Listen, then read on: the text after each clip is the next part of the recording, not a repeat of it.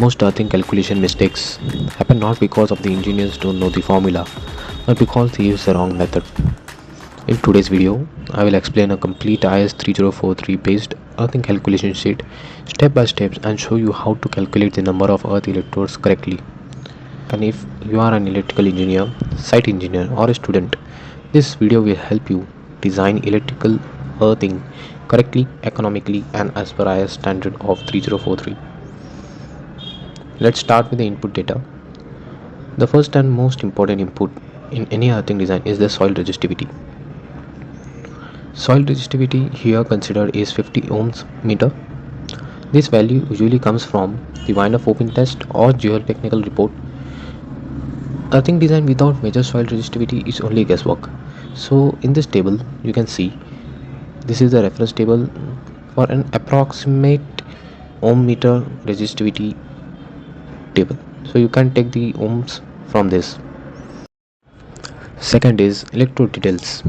Here we have selected GI earthing rod. You can select between copper and GI as per the requirement. So the length of the electrode is 3 meters. Diameter is selected as per the IS 3043 allows diameter, which is between 16 mm to 25 mm. 19 mm is selected as per a common practice. Third is fault parameters. You will notice fault current and fault time are mentioned. That is fault current of 10 kA, which is 10,000 amperes, and fault duration of 1 second. These values are not used in IS 3043 resistance calculation, but are often mentioned in design compliances and documentation. Fourth is the target earthing resistance. Our earth resistance here is 1 ohm, which is typical for industrial installations. Efficiency is selected as 0.8. Spacing recommendations. As per IS 3043, it clearly states that electrode must not be installed too close. Minimum spacing should be greater or equal to 2 times of the length of the electrode. For a 3 meter rod, spacing is 2 times, that is 3 into 2 is 6 meters. So this avoids overlapping of sphere of influence, which otherwise reduces the effectiveness.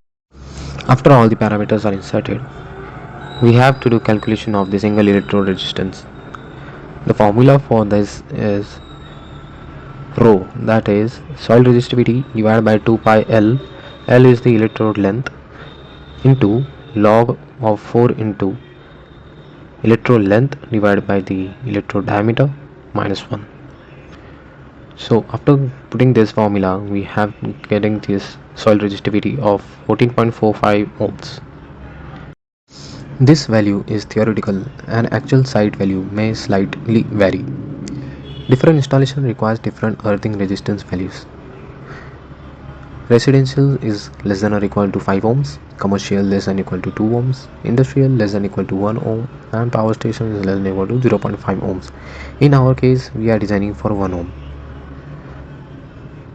And finally, we have to calculate the number of electrodes required. The most important question here is how many electrodes do we need?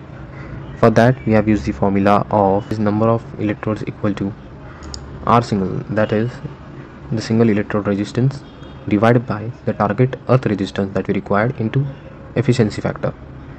So we get about 19 numbers, which we always round up to down. So the final answer is 19 electrodes that we required as per this calculation. Kindly note, this calculation assumes proper spacing is maintained, soil is reasonably uniform, and electrodes are connected in parallel. As per IS 3043, earthing design is resistance based and not current density based.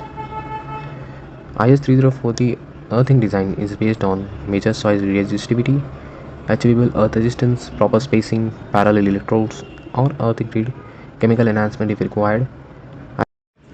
If you want a success of earthing calculation, please comment earthing below and like, share and subscribe for more practical electrical design videos like this, and share this with your friends and designing colleagues. Thank you.